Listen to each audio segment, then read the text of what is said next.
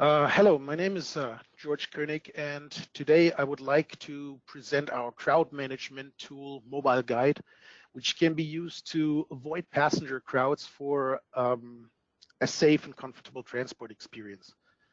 Initially, we have developed this software in order to guide passengers in heavily occupied metro environments.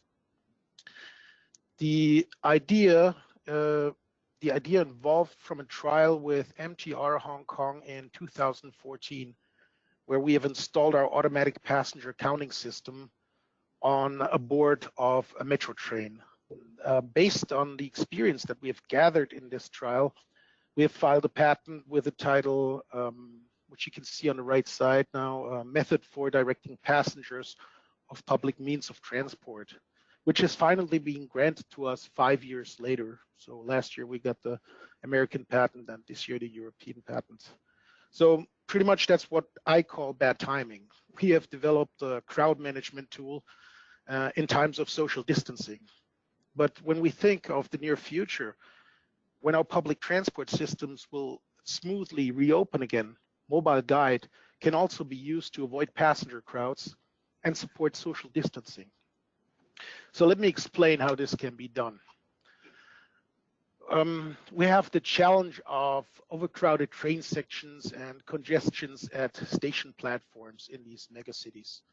The problem is the higher dwell times result from faltering passenger interchanges, and this is especially true at hubs. This in turn, of course, will lead to chain reactions, so successor trains may not be able to enter the station, which in turn again has an effect on schedule delays for the operator. And of course, last but not least, the passenger comfort and the safety for the passenger is put at risk. And the new thing we have now with the COVID-19 crisis, we have a limited space in times of social distancing. So what is it? What can the operator do? Certainly he cannot enlarge the platforms without substantial investments. You cannot increase the capacity or length of the train. Also, the speed of the train is limited and the frequency of the train is limited. So the only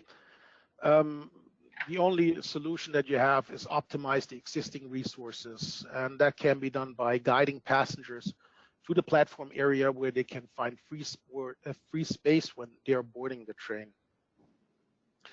So on this slide, this is actually a screenshot from our program Mobile Statistics, and on this slide we can see our passenger occupancy heat map of a typical metro train. The data has been anonymized, but I can assure you that the displayed occupancy and the uneven distribution are taken from an actual example. Here on the left side, we can see the line, the direction, and the station name, and the actual occupancy of each train car. So each station has distinct occupancy patterns that can be observed. So let's take a look at these two neighboring train cars. One is loaded with 231 passengers, while the car next to it is not even half as full. So we wanted to know if the statistics are correct and if uneven distribution can be observed at such stations. So the best thing is to actually go inside such a vehicle, which we did. So let's take a look inside such a vehicle. Here you can see car 1 and the first train car. You can see that there's partially seats available. Now you see the lady on the left with a yellow jersey, that's MTR staff directing passengers towards the free spaces in this metro car. And here in the second car, you see no more spaces left. And as soon as we approach to just the third car, then you can see that there's absolutely no getting through.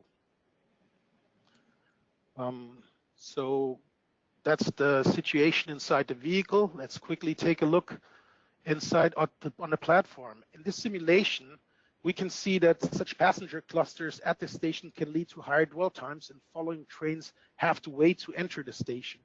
So a vicious cycle can start because the people left that station will accumulate over time and start a domino effect at the next station. So the question is, how can these problems be alleviated?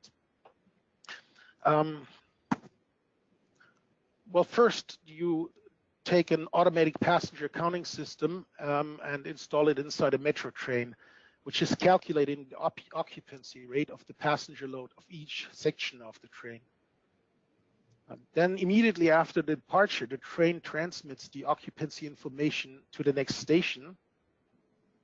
And there several possibilities are available. LED lights above the doors or in the screen doors will be displayed, so the passenger can place themselves at the section where they can find most likely the best space. I've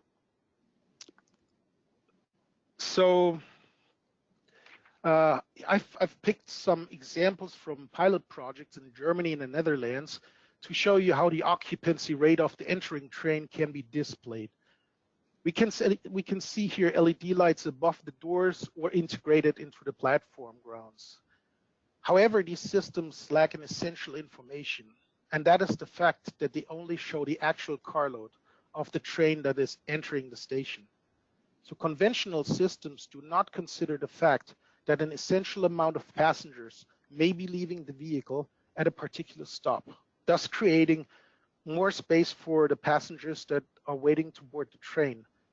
So the essential idea is to display the expected carload rather than the actual carload. And this is how it can be done. So actually we are calculating, the actual carload is captured and transmitted to the central site immediately after the train has left the station.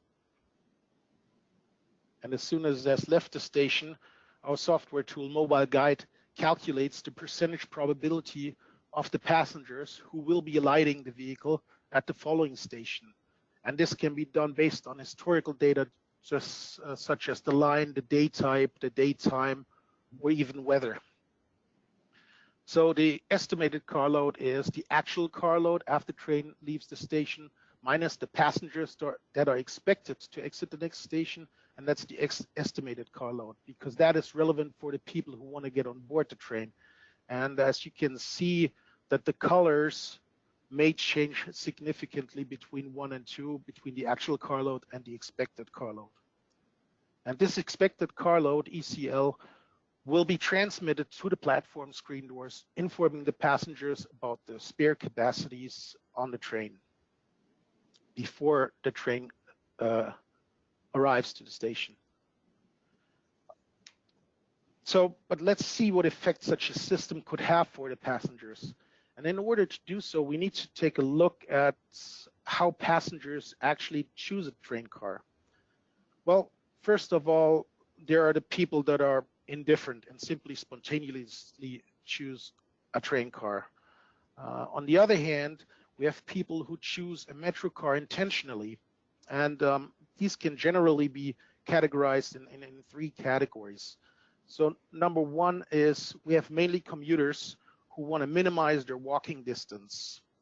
In their case, personal space has less value than the walking distance. So they either minimize their distance at the origin, so that's where they come down the escalator as we've seen before, or the distance at the destination. So they place themselves in the car, so once they arrive at their destination, they have a small distance to go to the escalator. Then there's other people who want to maximize their comfort. And these people are most likely willing to go an extra 50 meters, for example, to find more space. And the longer the trip, the higher the value for space is actually. This is a new branch here. This is for the people who want to follow the social distancing rules to utilize the limited space. Today, we don't know how many people will fall under this category, but I would assume that this is rather high. And last but not least, people may be directed by crowd barriers and staff. In this case, of course, it's only a limited decision, However, it is a very effective way to guide passengers, and that's why I've colored it in red. So apart from the gray fields, we can see that passengers in the green field can be guided if they're giving the correct information. And on the following slide, we will see now a simulation of informed and uninformed passengers. Of course, this is just a simulation. However, it shows after a few iteration rounds that people left at station can be significantly reduced if they're given the information where to find the free spaces. So in conclusion, MOBILEguide can be used as a crowd management and social distancing tool by informing and guiding the passengers in real time. The real-time tool can be used to inform the staff to direct passengers via crowd barriers or announcements. And what is important, the thresholds of the vehicle occupancy, whether it's empty, full, or overloaded, can be set by the operators. So in case of soft reopening of a metro system, for example, if the operator decides to allow only X amount of people in their system, this threshold, what is considered empty, full, or overloaded in the train car, can be set. And as we've seen in the simulation, that even small changes in ridership behavior will have noticeable effects on the distribution of the platforms, which result in a shorter dwell time and less people left at station, which I believe is the most important point. And this can, of course, also shorten the peak times. The actual occupancy rates and the expected car load can also be sent to passenger apps in real time. So it could be also, or it can also be used for buses and trams. Of course, there we have a different situation because people do not care whether they board a bus through the front or the back door. But our daughter company, Mothersoft from Finland, has developed a web-based real-time information system for passengers where they can see if a bus is punctual, late, or even early, which is color-coded, which you can see here. Early would be red, on time would be green, and yellow would be delayed. It is also optimized so that all their bus lines in real time at every station can be selected.